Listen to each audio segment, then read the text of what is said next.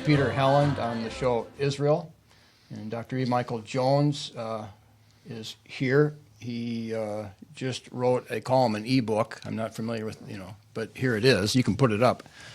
And that's what we're going to talk about today. The title there is How Meyer Lansky Took Over the Cincinnati Ballet and What Four Ballerinas Did About It. Okay. And on the cover of that book, as Mike has been telling me more than once, is his granddaughter. But the subject here is pretty serious, and it goes back to the seriousness of Romans 1:28. It says, "And even as they did not like to retain God in their knowledge, God gave them over to a reprobate mind to do those things which are not convenient." And then it gives a list of all the types of sins. But the fundamental sin, if you go back of the chapter, is he actually gave them over to unnatural desires. Men actually lusting for men, which is considered very unnatural, and women for women. And the theme of this is, it touches on the homosexuality, but the direct theme is the Cincinnati Ballet. Right. Right.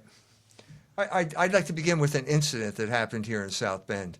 Okay. For about 15 years now, I've been playing Irish music every Monday night at Fiddler's Hearth, and was there 2 weeks ago, sitting outside, waiting for the thing to begin, and a group of people show up from Arizona, a couple hippies from Arizona who had been in music for decades, and we started talking. They saw my mandolins. They wanted to know about the mandolin and so on and so forth. So the woman was asking me about what goes on here, and I was trying to describe it. And I said I used to write songs, about local incidents and stuff like that, kind of satires. And I said I don't do it anymore. I said because the atmosphere has changed here ever since we got a homosexual mayor. So we're talking, and this is outside, kind of with the tables outside. We're talking in this manner, and suddenly a guy comes over to me, and he says to me, "Excuse me, sir, did you use the word homosexual?" And I said, "Yeah." Normally I wouldn't use that word, but for some reason it was the Holy Spirit that evening that inspired me to use the word homosexual. So I said, "Yeah, I did." He said, "I find that word offensive." I said, "Oh, you find that offensive, huh?" And then I said, "Well, let me tell you something. I find the fact that you're eavesdropping on a private conversation offensive. And furthermore, I find it offensive that you're telling me what words I'm allowed to use and what words I'm not allowed to use, including homosexual, which as far as I know, there's nothing derogatory about the word homosexual." And so the lady from Arizona, the hippie grandma, is appalled that this guy can butt into our conversation like this. And I start going on. So I said, "Look, are you part of the thought police here?" He said, "Oh, no, I'm not trying to tell you what to say." I said, "Yes, you are. That's exactly what you're trying to do. You're trying to tell me what to say." And I said, "If you're from the thought police, go file your report, okay? And you can take me out and shoot me, okay? But don't eavesdrop on my conversation." So at that point, he kind of skulked off. And the reason I bring this up is our homosexual mayor has empowered these people. They come out of the woodwork and they walk up to you, total strangers, and they start telling you what you're allowed to say and what you're allowed to think. Now, this proves my point, okay? Because I wrote a book called Libido Dominandi, Sexual Liberation and Political Control. I don't know what further proof you need that this form of sexual liberation is a form of control. Because now people can come up to you on the street and tell you you're not allowed to say certain things. That has never happened to me in the 40 years that I've lived in South Bend, Indiana. And it would never have happened. Going back to my high school years, if somebody, the white male back in 1970 did not allow homosexuality. Well, the hippies didn't either. It's something that was just completely beyond the pale. But in a sense, in some sense, that's what this book is about. Okay, you land in a world that has rules. There's never been a world without rules, and there never will be a world without rules. There's never been a world without deviance, and there's never been a world without punishment for deviance. The only question is, what is going to be considered deviant and who's going to set the rules? And what you have here in South Bend was basically a revolution, more a coup d'etat, okay? The homosexual mayor got elected under false pretenses. He deliberately concealed his homosexual identity so that he could get elected, and then he chose the right moment right around the time of the Obergefell decision to announce it. You know, he refused to answer any questions about the implications of this, whether there are other homosexuals in the administration, whether they get preferential treatment. Completely refused. What's becoming apparent now is that it has had a chilling effect on the entire atmosphere in South Bend, Indiana, and you can feel it in public places like Fiddler's Hearth. It's just no way to get around it. Now, I'm saying now, Fiddler's Hearth, South Bend there's no exception. It's the rule. It's the rule in the United States, and it's pretty much the rule throughout the European West now. It is a form of control.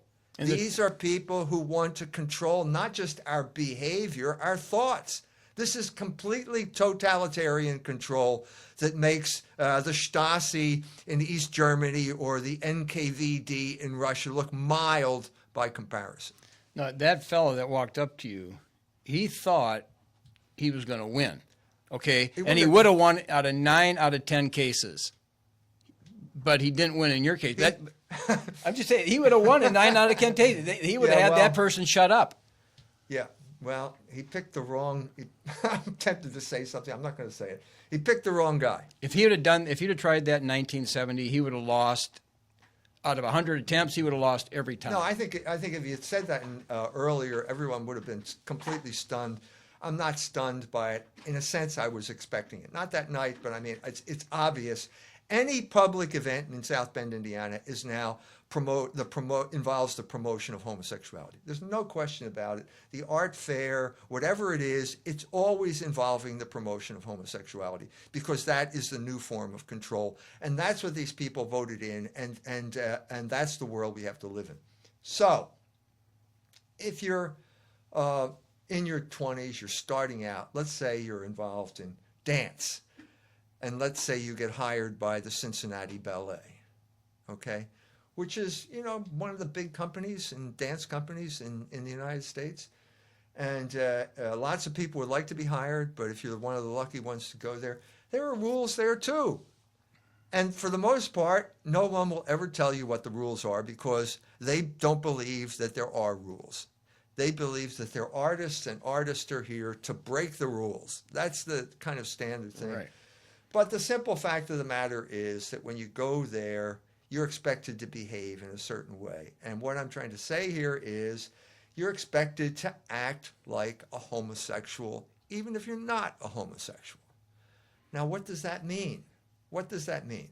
Well, in terms of your sexual relationships or just relationships in general, you engage in transient, sterile relationships. And at the ballet, it's basically you hook up with someone until one or the other person of that couple, his or her contract is not renewed, and that's the end of the relationship. So you're saying, but they're encouraging people, either it's a gay relationship or a normal relationship. I'm saying all relationships now have to be, in some sense, homosexual relationships. I'm saying across the board. And it will be more intense in certain areas. Like universities are disastrous in this regard, and art, any type of art, will be similar to universities in this regard. Yeah, but I'm saying the culture at large. The culture at large is basically most people have internalized the sense that I am supposed to act like a homosexual. What's the proof of this? Birth control is something that ensures sterility in relationships. That's widespread acceptance of birth control. Right, but you're in saying this a country. homosexual relationship is any relationship that's really not in marriage. In other words, birth control is a type of homosexual relationship because it's sterile. Yeah, right. Okay. Right, and I say, if you want to say historically or from causality, you could say the widespread use of birth control led to the acceptance of homosexuality. I don't think there's any question. There are people who warned about this. Phyllis Schlafly, Charlie Rice, they would warn about this, years ago. 30 years ago, they would say something like this. Well, it's true. And so there's one instance, but what you're seeing here is an attempt. We're dealing with one of the most ruthless totalitarian states that has ever existed on the face of the earth, because it's not just involved in externals, the externals of behavior. It wants to get deep down inside of you and control you from the inside by controlling your sexual behavior. And this is an example of that. So, as I said, even if you're not a homosexual, you should act like one, because the homosexual is the ideal citizen. Why is the homosexual the ideal citizen? Well, because he's easy to manage. And this culture is interested in control and management. And so, for example,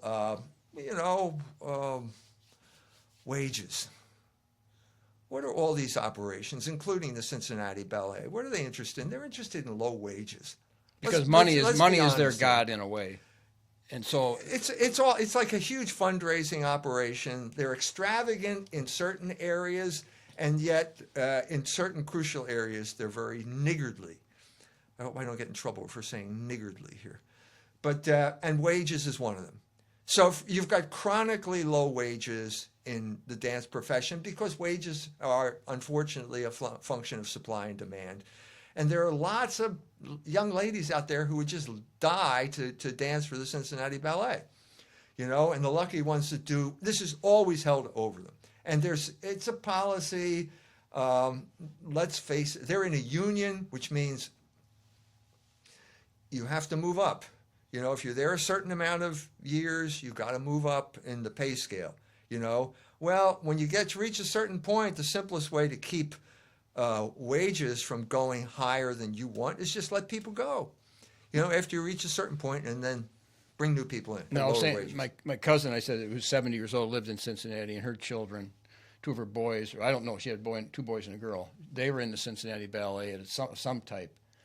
Aren't there a lot of people that put their children into ballet, but only a few make it? Oh yeah, I mean, they start out at age 3, maybe. Oh yeah, it makes professional baseball look wide open by comparison. I mean, the competition among girls is obviously higher, more competitive than among men. Generally the reason guys are involved in ballet is because their older sisters took them to be part of the party scene in the Nutcracker. Right, which is in your story. This is the great entry portal for male ballet dancers. But the competition is ferocious, and the people who make it, are there. It's a great achievement. They've been doing it since they're 3 years old, and let's be honest here, they're not paid what they're worth. I mean, being in ballet it's similar to being in the NFL. In that you've got a limited amount of time when you're at the top of your game. An injury can end your career at any moment. The trouble is you're not paid. The NFL, they say, well, we'll pay you, if the average career is 3 years, we'll pay you for the rest of your life for those 3 years. You can but that's not the way it is at ballet. So you have this unfortunate combination here of social control through sexual liberation, which is always done in the interest of the bottom line. Let's be honest here. I mean, what's the message of our homosexual mayor when they interview him on the New York Times? The good paying jobs are never coming back. That's why we're being diverted by homosexuality here. To divert everyone's attention from the fact that you're not making as much as your father made or your grandfather made. Wages are going down. The other example, we've already talked about this, Klaus Wowereit, the mayor of Berlin, which is the homosexual capital of Germany and Europe. His slogan is "Wir sind arm, aber sexy." We're poor, but we're sexy. In other words, you're not going to get a decent job here. We'll feed your narcissistic fantasies that you're the next Steve Jobs in your startup, but basically, you're not going to earn some decent wage. That's the story here. That's the story of the art world. That's the story of the Cincinnati Ballet. Do you think that with this phenomena you call it totalitarianism is originating out of America, or is it happening simultaneously around the world, or is America kind of the origin of some Well, of this? America rules the world. So in a sense, even if it is other places, America is imposing this on the rest of the world.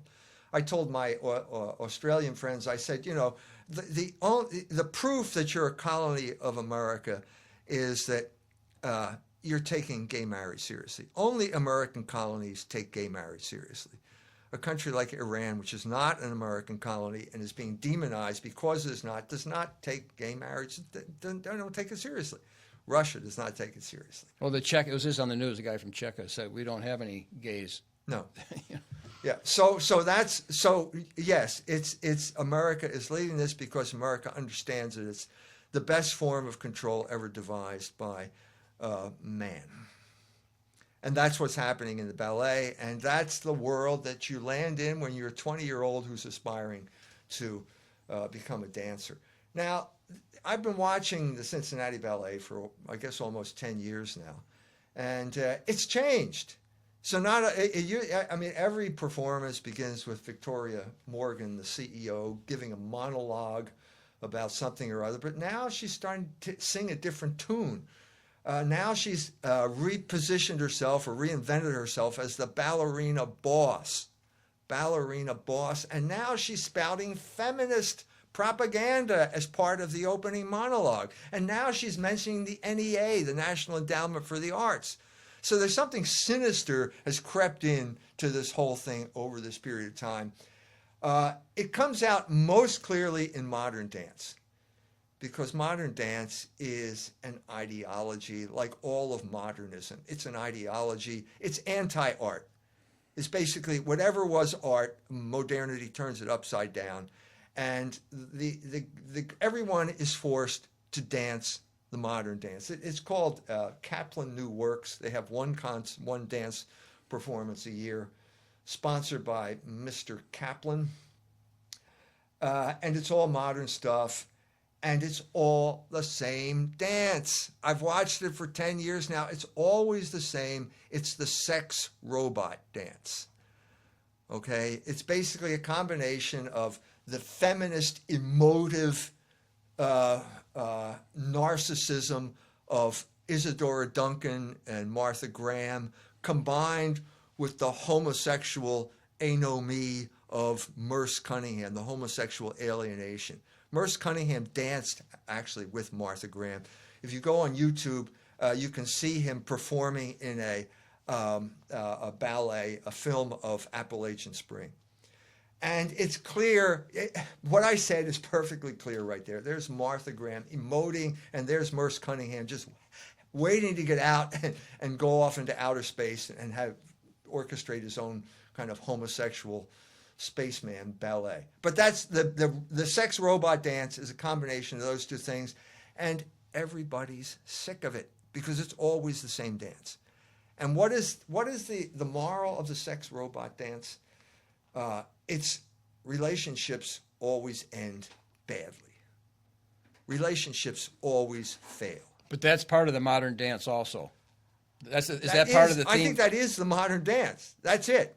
I mean, basically, in classical ballet, I mean, there's tragedy and there's comedy. Let's face it. Sometimes things end badly, but they don't always end badly. And sometimes you have, a marriage at the end, or sometimes there's a happy ending. Or, as I said in relationship to Sleeping Beauty, sometimes the lilac fairy will step in and stop the curse.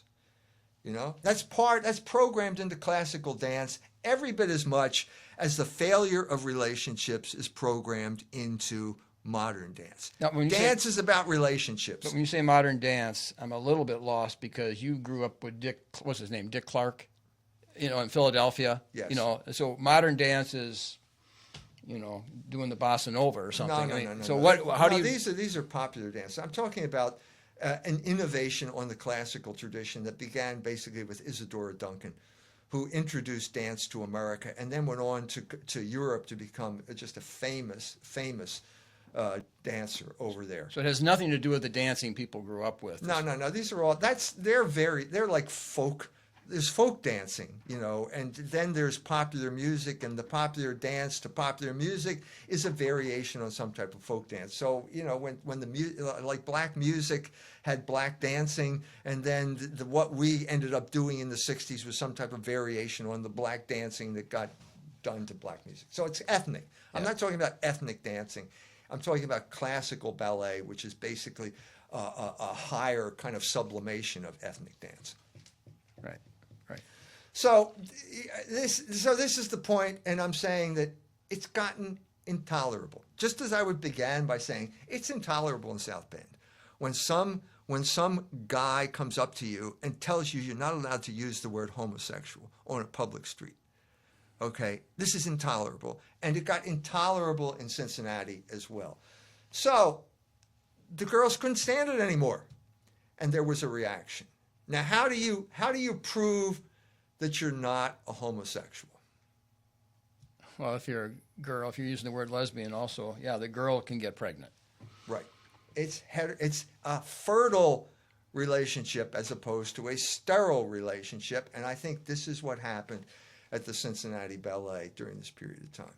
Victoria's narcissism, her feminist narcissism, just got so insufferable that she created a reaction. So it's like, as Hegel would say, it's der List der Vernunft, the cunning of reason, or as Freud would say, it's the return of the repressed. In other words, you kept pushing it. It's bad enough that you force these young ladies to do the same modern sex robot dance over and over and over again. But now you're adding an overlay of feminism on this type of thing, and it's becoming intolerable. And so there's a reaction, and so 4 ballerinas get pregnant. I don't think this has ever happened in the history of ballet that in one company 4 ballerinas would get pregnant. Because usually they encourage an abortion at best. It's not unknown. It's not unknown, and this is always the solution to if you want to save your career. But what you had here, I think, was the level of consciousness increased at the ballet, and they suddenly understood that they didn't like the dance that they were doing. They got tired of the failed relationship dance. And they all started to realize now, you're dancing longer now than you used to. So you can move into your 30s and you're still doing the sterility dance. You can only do that so long before it becomes mandatory. There's a mandatory sterility dance after a certain point. Yeah, maybe 40. Yeah. And so in a sense, the crisis comes, and these young ladies saying, is everything going to be this transient, sterile relationship? Am I doomed to transient, sterile relationships the way the dance I'm doing here? And the protest was, no, I'm not. And so 4 people who didn't exist before have now come into existence, or have yet almost in existence, almost born, as a protest against, first of all, the sterility of modern dance, and secondly, Victoria Morgan's feminism and this kind of insufferable feminism being this insufferable ideology that the entire country rejected here when they rejected Hillary Clinton, now being imposed in the name of art, a form of social engineering being imposed in the name of art. These girls were in many ways refugees from social engineering. We have sports, if you want social engineering for girls. Title IX is social engineering for girls. These are refugees from that. So you go down that route, you end up with something like the WNBA. Okay? Why would anybody in his right mind watch a woman do something that a man can do better? Because they're conditioned to The want. NBA, men can do this better. Okay? That is not the case with the ballet. The ballerina does what only a ballerina can do, and the male dancer does only what a male dancer can do, and together they have this complementarity. It is very sex-specific. Ballet is very sex-specific. But what's interesting is when your son went there, or he found out he could go. His main instructor here was from Russia. He was like a Russian Yeah. expert. Yeah, the only reason he's a dancer is because he got a Russian instructor, because the Russians take dance very seriously. And the Russian instructor said, that lady, Victoria Morgan, is crazy. Don't go there. Yeah, he had his, Alexei had his own experiences. She had a reputation, but it seemed like an opportunity. He went anyway. Yeah. So, but the question is, but that's kind of the beginning of the book. But I mean, the question then is, how did it get this way? And that's, in order to answer that question, you have to do the story of Cincinnati. What happened in Cincinnati? What was Cincinnati? And in order to tell the story of Cincinnati, you have to tell the story of Newport, Kentucky, which is right across the river. Because the whole cultural ensemble there is basically a tale of two cities. Okay, Cincinnati is a German Catholic city.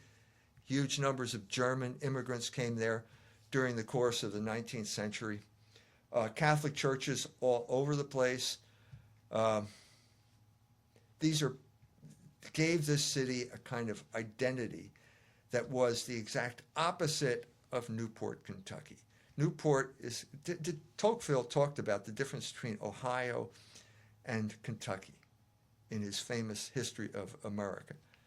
And he said, the orderly farms of Ohio on the right and the barbarism of Kentucky. I hope nobody from Kentucky is offended by that, but the barbaric hill-dwelling people of Kentucky. It was a dichotomy, and Newport was in many ways a manifestation of it. It was Fort Thomas. It was a camp, a military camp during the Civil War, and whenever you have military camps, you're going to have prostitution. And that's exactly what happened there. You had that even where I'm from, the Dells. You had Lake Delton. We were always told that's where the prostitutes from the Civil War were. And what did we call these places? They were called Sin City. Yeah, the girls were fat. You don't go out with a Delton girl even 100 years later. Okay, So Newport is Sin City. How do you know it's Sin City? Well, you have prostitution, and then it evolved. The biggest thing that put Newport, Kentucky on the map was Prohibition. Once alcohol is illegal, you need a place where you can buy it illegally, and that's what the main business of Newport, Kentucky was during the period of Prohibition. At a certain point during this time, the main importers of illegal alcohol saw a possibility of selling a lot of alcohol in Newport. This was a group called the Jewish Navy. Okay, all of the gangsters were Jews. They all came from Cleveland. The Jewish Navy meant that they were taking the whiskey from the Bronfman Distillery in Windsor, in Canada, ferrying it either across Lake Erie or across the Detroit River. My oldest son lives in Detroit, and he introduced me to someone who had a house on the Detroit River, and you could sail a boat right into the basement of his house. Yeah, I was up there. They had a museum for Canadian whiskey, I think it was, and they were telling me the story. Yeah. So it was called the Jewish Navy. There a number of guys were involved, but the main figure was a guy by the name of Mo Dalitz.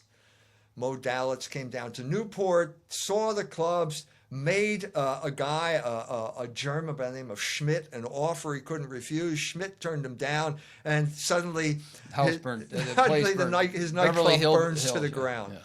Okay, so he builds it up again. This time Mo makes him an offer, and he accepts the offer, and so Mo Dalitz is now set up in Newport, Kentucky. But it was a threat because the Schultz guy got murdered. Dutch Schultz had been murdered. Yeah, and this guy got the message out before he got the message and got out. So Mo Dalitz is now in charge of his club, and Mo Dalitz is making money hand over fist. But there's a cloud on the horizon, and the cloud on the horizon is basically Prohibition ends in 1933. And as a result, what are we going to do now? Well, something happened during this period of time. We have World War II. And then you have all these people with automobiles after World War II, and there's no reason to drive to Newport, Kentucky, because you can buy alcohol wherever you are. But so they switch and they become involved in gambling.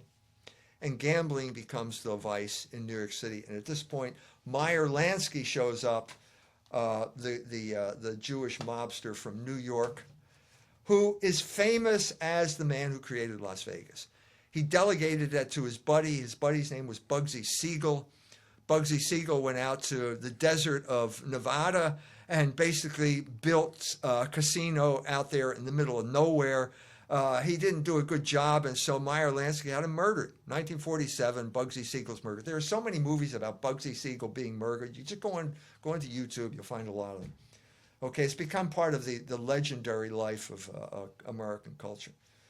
So, 47, Meyer Lansky, Mo Dalitz, they're installed in Cincinnati, and they're involved in gambling.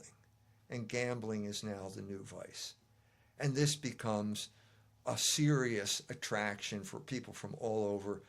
There's a local guy, Notre Dame graduate, quarterback for the Notre Dame football team. His name is George Ratterman. In 1960, he decides he's going to clean up Newport, Kentucky. Announces his candidacy for sheriff of Newport, Kentucky. One of the casino owners, who happens, and the manager, not the owner, invites him to dinner, gives him the impression that he wants to go legit. George reaches for a drink. The next thing he knows, he wakes up half naked in a bed with a prostitute, and there are people taking pictures of him. He's arrested, taken to jail, and now he's going to be prosecuted for disturbing the peace or some trumped up charge. Well, his wife had the presence of mind. He's got 8 kids. Wife has the presence of mind to take him the next morning to the doctor, his family doctor. The doctor does a blood test, and he's got enough chloral hydrate in his system to kill somebody who is not as robust as a Notre Dame quarterback. Was he sheriff at that time, or was he running? No, he was still running. Well, that happened. That happened here in this, with Mario Sibs. I know. I mean, there are all kinds of stories like this. But anyway, so he was supposed to just put his tail between his legs and run off, but he didn't, and the whole thing backfired. The case collapsed against him, and then Robert Kennedy, who is now Attorney General, he gets involved in the case, and George Ratterman wins by a landslide. And at this point, Robert Kennedy sends the FBI down, and they drive the Jewish gangsters out of Newport, Kentucky. They have never returned. Okay. Because you had the locals and the feds being able to drive them out. It was a completely effective campaign. Now, what you're seeing here is, I mean, I've talked about this before. The basis for conflict in American culture is ethnic. You got 3 ethnic groups based on 3 religions: Protestant, Catholic, Jew. It's the triple melting pot. After 3 generations, your religious identity is your ethnic identity. And so what you have here, in the 19th century, there was a Protestant Catholic struggle over who's going to control Cincinnati. At this point, it becomes a Catholic Jewish struggle. And George Ratterman, would say, it wasn't explicit, but he'd say, yeah, we're going after a Mushy Wexler.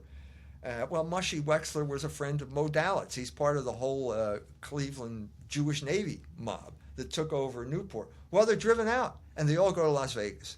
Mo Dalitz, at this point, leaves town and goes to Las Vegas and becomes a famous, a legitimate guy in Las Vegas. Meyer Lansky ends up having trouble. How do you become legit if you're a Jewish criminal? Well, you make big contributions to the ADL, the Anti-Defamation League, which is the Jewish spy agency. It's the Jewish version of the Stasi. And that's precisely what Mo Dalitz did. Meyer Lansky gave him a lot of money. It didn't help him, but it did help Mo Dalitz because he became legit. And over this period of time, if you go from the Kennedy era up to the present, basically the Jews took over the FBI. That's what happened. It happened with William Webster in 1985 when basically the FBI now has an alliance with the ADL. Okay, that means that the ADL now gets to determine who's a criminal or not. Well, because Mo Dalitz gave him so much money, they're not going to say that he's a criminal. As a matter of fact, the ADL gave Mo Dalitz his Torch of Freedom Award because of all the gambling money that they funneled through the ADL. Well, you wrote it. They went after Mo Dalitz or the other guy, then they would charge those people with being anti-Semitic. Right. So now if you say Mo Dalitz is a criminal, a mobster, they'll call you an anti-Semite. Yeah. And so what happens? Well, who are we going to prosecute? Well, at this point, we have the creation of hate groups. What are hate groups? Well, basically, they're anybody the Jews don't like. Okay? They just came out, Alliance Defending Freedom, which is the group that I'm associated with indirectly. They're like these real good Christian lawyers defending. They're being called a hate group. Yeah, well, this is the Jews when they get control of an operation. So it's bad enough when they have the ADL, but when the ADL now is in control of the FBI, that's a serious abuse of government power and police power. And that's precisely what happened during this period of time. So there was, in a sense, a grudge against Cincinnati. And there was a grudge against the Catholics because they wrecked the Jewish gambling operation in Newport. So, how do you get back? How do you gain legitimacy here? How do you get back? How do you basically institutionalize your warfare against an ethnic group that you don't like? When your war, the basis of your power is vice. Well, in the beginning, illegal alcohol, then gambling, prostitution during this whole period of time, and then soon after the 50s, by the 50s, pornography starts to make a big appearance. How do you get through here? How do you get your way with people like Robert Kennedy? Well, you call it art. And that's precisely what happened over this period of time. You had the Jews are driven out of Newport, Kentucky. They set up in Las Vegas. What they do is they change the laws. And so what was criminal behavior is no longer criminal behavior. And so what's the difference between Sheldon Adelson and Meyer Lansky? One's legal and one's illegal. The laws have changed. Sheldon Adelson is doing exactly the same thing that Meyer Lansky was doing. They're running casinos. And as a result now, you have huge amounts of money through these casinos pouring into agencies like the ADL so that they can spy on people like us and declare people like us hate groups. Okay, and co-opt the FBI to have them working against people like us. Okay, but you have a pool of money that now can be used to basically take over the art world through what they call philanthropy. Philanthropy, and one of the big movers and shakers in this regard was the guy who was in New York, the son of Jacob. What's the name of the guy? Schiff? Jacob Schiff, but he was his mother was. She was the only daughter of Jacob Schiff, and she was married to. Now, what's the banking term? Is it the Warburg? Yeah, Warburg. Okay, Edward Warburg, connected with Schiff through blood relations. Schiff is the man who financed the Russian Revolution. He gave Jews like Trotsky money, and they basically, so he's a revolutionary, but he's now an artistic, using art as the revolutionary vehicle because he's promoting modern art. Does that be called cultural Marxism? You could call it that, yeah, which is usually a euphemism for Jew. But yeah, because the Jews were heavily involved in modernism. Yuri Slezkine wrote a book called The Jewish Century. He said, modernity is Jewish. Now, if I say that, I'm called an anti-Semite. If Yuri Slezkine said it, he gets a promotion. Okay? So this is what happens. So gradually, you see now, there's a modern art society for modern art. It's now called the Contemporary Art Center. And they're bringing modern art into Cincinnati. It's always been a weapon. In 1947, the CIA got involved in promoting modern art. The story's out now. They were promoting Jackson Pollock and abstract expressionism. Can I just ask one question?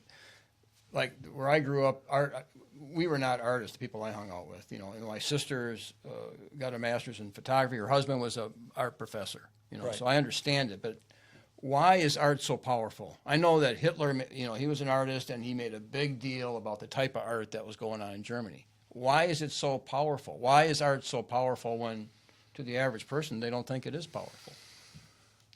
The art sets the parameters of your culture. it establishes what is valuable and what is not valuable. And so in the Middle Ages, you had religious art because it was the highest expression of the ideals of your culture. So it expresses the idea, it puts in concrete form images that are the ideals for the culture that you live in. But then it's having, because if you go to the art museum and you look at a portrait, the average 15-year-old boy is going to go, oh, that's nice. It's not going to mean anything to him. So how does it have such power? It has power because it determines the path. It articulates the path that culture is going to take. So you go to the museum, and the fact that you see it on the wall means that that's something important. You know it's important. You may not understand why it's important, but you know it's important. And they're telling you, so if it's a Madonna and Child, okay, you're saying this is important. This is one of our cultural ideals. Well, what happened is that the Jews took over the art world over the course of the 20th century through people like Mortimer Adler, basically through philanthropy. And they would buy certain things. And there was this modernist revolution against the standards of art. It was begun by Picasso. Cubism in France was the beginning of it. And basically, it was a rebellion against mimesis, or imitation of nature. Everyone before that thought that art was imitation of nature. Right. True art is nature to advantage dressed, what oft was thought but ne'er so well expressed. That's Alexander Pope. So in other words, there's something satisfying about being able to capture a person or any aspect of the physical world. A painting of a table is more valuable than the table because there is this organizational principle there that suddenly you take reality, you have abstract forms like triangles and squares and circles. You can understand them. They're not really that interesting. You have abstract reality, which is confusing because it's all the stuff going on at once. And if you merge those two things, you have something that's really powerful, and that's called a work of art. And it gives you a satisfaction. There's a satisfaction that the world is an orderly place. All of this was turned on its head by the modernist movement. The CIA got involved in 1947, promoting Jackson Pollock. Nelson Rockefeller was a big supporter of Jackson Pollock, and he put Jackson Pollock's drip paintings as wall eaters up on Chase Manhattan banks. So now you used to go to a museum and you see a Madonna and Child. Now you go to this Chase Manhattan bank, and Nelson Rockefeller is telling you, this is important now. I can't make heads or tails of that. There's no image there that's being portrayed. I must be stupid. And there you see the advantage of modern art for the oligarchs. Now, last show you mentioned Pope Francis, his involvement with Teilhard Chardin, who was pushing evolution. Yeah. Doesn't this fit, modern art fit in with the theory of evolution in some way? It's chaos, it's disordered, and in some sense it does. But it's supposed to be, they're called action paintings. They're supposed to convey some type of energy. This is what the CIA thought. That's why they were promoting it. The Jews were heavily involved. Julius Rosenwald was heavily involved in being a front man for the CIA and promoting modern art. So but modern art is special in this regard because nobody can understand it. And the main feeling you have when you're in the Chase Manhattan Bank and looking at Jackson Pollock is, I must be stupid, which is good. That's good if you're Nelson Rockefeller, because you want people to feel stupid. He's got some secret knowledge that you don't know about, and you just have to pretend that it's great because Nelson Rockefeller bought it and put it on the wall. And so what happens here is anything that makes it into a museum is art now. And at this point, all of the power shifts away from the ordinary people or the artist to the dealers and the curators. And they're the ones who have the power because what can you see? You don't know. You can't even tell whether it's hung right side up or upside down. You can't tell that by looking at it. You know, lots of great art, modern art, was hung upside down. Nobody knew it. So this is the crisis now in modern art. It's become opaque. Nobody can understand it. And now this becomes the perfect weapon. Okay, now you're going to impose this on a conservative culture like Cincinnati. Now, they're not going to rest with just Jackson Pollock wall eaters. Over this period of time, modern art, because it's under Jewish influence becomes more and more transgressive. It becomes more and more involved in pornography and blasphemy, until finally we reach the 70s, 80s. We have a young Catholic boy by the name of Robert Mapplethorpe from Floral Park, New York, who wants to make it big, and he becomes a photographer. He's got these homosexual inclinations, which he gives into right at the moment when homosexuality is spreading throughout the city. This is the time of the homosexual bathhouse in both places like San Francisco and New York. And he's involved in that. He's involved in that scene. And not only is he involved in the scene, he takes his camera along with him. And he takes pictures of the most disgusting things imaginable, things that you could never even imagine doing. And now it's in a photograph. Now, the dealers, the Jewish dealers, love this because it's transgressive and because it puts the public on the defensive. You know, like here in your face, this is art. It also promotes homosexuality. And we're going to promote it because that will weaken the dominant culture. It will destroy Christian culture because it's incompatible with Christianity. So they're promoting this thing. It's in your face. And Mapplethorpe becomes the poster boy for the new homosexual consciousness. The Jews have been behind this from the beginning.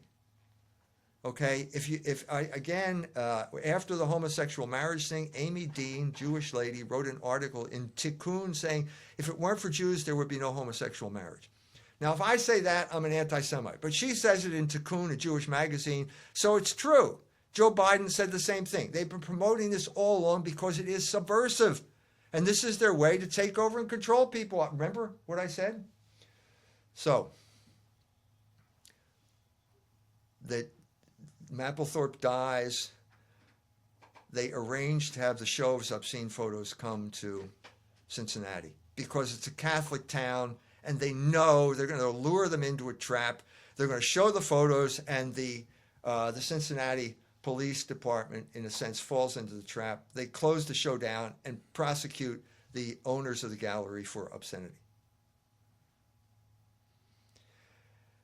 How do you get out of this predicament? Well, you get the lawyer to tell the people on the jury that it's art, because nobody knows what art is. And if it's art, it's not obscene. This is preposterous. It's obscene even if it is art. It's obscene whether it's art or not. Anyway, the gallery is acquitted, and it's like this big victory for free speech at the time. Pat Buchanan got involved in this thing. It was a crucial factor in George H.W. Bush's defeat in 1992. It brought Bill Clinton to power. Pat Buchanan made an issue out of it. Basically, so it's portrayed as free speech. 25 years later, they do a retrospective, and now the cat's out of the bag. They say, the guy says, this is what broke Catholic power in Cincinnati. So it was Meyer Lansky's revenge. And how do we know that Cincinnati is Sin City? Well, guess what they have in the middle of town now? They rewarded those people that did that with the big building. They got their own big building. The Contemporary Art Center got a big building as a reward for breaking down community standards. And we now have a casino. Jack Casino, owned by Dan Gilbert, who is the head of Quicken Loans, a usurer, a Jew, a usurer, right out of the legacy of Sheldon Adelson, Meyer Lansky, Mo Dallas, the whole Jewish criminal crowd. Except now it's not a crime. Well, just because you say it's not a crime doesn't mean it's not bad. And what do I mean by bad? One thing I mean by bad is in 1 year, that casino sucked $190 million out of the city of Cincinnati. And you said Gilbert put out $45 million worth of money to campaign. $47 million public relations campaign to convince the gullible goyim of Cincinnati, of Ohio, to allow him to have two casinos, one in Cincinnati and one in Cleveland. Now, my nephew graduated from Notre Dame a couple of years ago. Got a job with Dan Gilbert, Quicken Loan, up in Detroit, and I went up there to see him a couple times, and I just Googled Dan Gilbert, and I found out and that's YouTube, they had the policeman that investigated him, that he had, I think it was $100,000 gambling, Yeah, he was involved in illegal gambling when he was in a college undergraduate. Michigan State or At someplace. Michigan State. Well, all you need is a public relations firm to erase that from your record. And this is what he did. So now we're back. Now we have this total control over the economy of Ohio by the people that used to be in Kentucky when Kentucky was Sin City. So now Cincinnati's Sin City. And this is how the whole thing worked, and this is the situation. This is how these ballerinas ended up in that situation. It's this long, involved process, but basically when you ask, why is everybody expected to act like a homosexual? Well, Quicken Loans, the Jack Casino, the Contemporary Arts Center, the philanthropy that led up to this thing, it all created this world that we live in, which is basically totalitarian control with sexual liberation as the enforcer. You can never say it too often. Dante's Inferno, and the worst punishment was for treason, where Judas was, but the next worst punishment right above that was usury. Sodomy and usury. Right. Well, guess what? We're all in the ninth circle of hell now. So that theme is really playing, and the culture back then would have seen it completely, and our culture doesn't even see it. No, we're completely blind. So that's what the book is about. That's the story. Nobody believes that you can tie Meyer Lansky together with the Cincinnati Ballet, but that's the story. Let me see. So how much time do we have left? Okay, we got 5 minutes left. You did say you have another idea you're working on. I don't know if you wanted to mention it. Now, we started out by saying because they did not see fit to acknowledge God. And then one of the themes was the girls started pushing back. And by nature, they thought, they ended up getting pregnant. But you also said then they also started talking about God. Yeah, one of the first of all, the Cincinnati Ballet has completely suppressed this. It's not in their interest to talk about this story, but there's a Facebook site called Ballerina Moms, and they made a big deal about it, and they took pictures of it, and they got the girls, the ballerinas' testimony, and one of them, they're all talking about relationships now, and successful relationships, and children coming from these successful relationships, and one of the ballerinas even mentioned God. I mean, this is not something you're supposed to talk about in modern ballet. But at the same time she said it, it was no longer idolatrous because this was an end in itself. This is the real God. No, we're talking about the real God, not some type of idol that you're worshiping, like success in the art world, which is one of the most potent idols out there. Right. And this idea, you're working on the idea of God. What do you mean by that? That the Western culture, we're having a hard I'm saying the world had to understand there's never been a time when people did not worship God. But it's always, as I said before, you worship what Jesus said to the Samaritan woman. You worship what you don't understand. And so over millennia, the human beings have refined the idea of God. They've come to a more and more complete understanding of what God is. On one hand, but on the other hand, we have people, the path that led to Nietzsche ended up eliminating God. That's right. So it's what Augustine said, it's the battle between the city of God and the city of man. And it will go on until the end of time. But I'm saying over this period of time, you had an increasingly deeper understanding of what God is and how God is necessary for our understanding of the world. You can't understand the world unless you have God as the beginning of it. Yeah, but that's not, like I said many times, Britain is half atheist, Norway's half atheist. We're on that path, it seems, maybe. Yes, and it's all promoted by the same people because the less you believe in God, the easier you are to control. What you want to do is the Rockefellers said this when they wanted to move sexual morality from the area of religion into the area of opinion because they were masters at manipulating public opinion. That is what has happened over our lifetime, and it's obvious why they want to do this. They want to control us. They want us to live in fear that some guy is going to walk up to them at Fiddler's Hearth and say, I am offended by the fact that you use the word homosexual. We're supposed to live in fear of this. And what's amazing, you know, I was with somebody my age in the ethnic community, and I'm telling her, things come up. I said, what would your uncle do? You know, who's older and, you know, tough guy.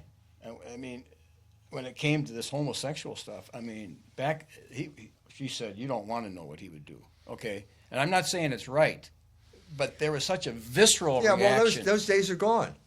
And so now we have to confront it explicitly, which is, I mean, fortunately, I had the presence of mind to give the guy back what he deserved. But I mean, now we're doing it in a much more explicit fashion because, let's face it, this is the way they control us. Do you want to be controlled? Okay. At least you should understand what you're doing. Yeah. This is the death to any type of our friends on the left. Let me tell you, the fact that you now have homosexual marriage means that you cannot talk about economics anymore. That's clear.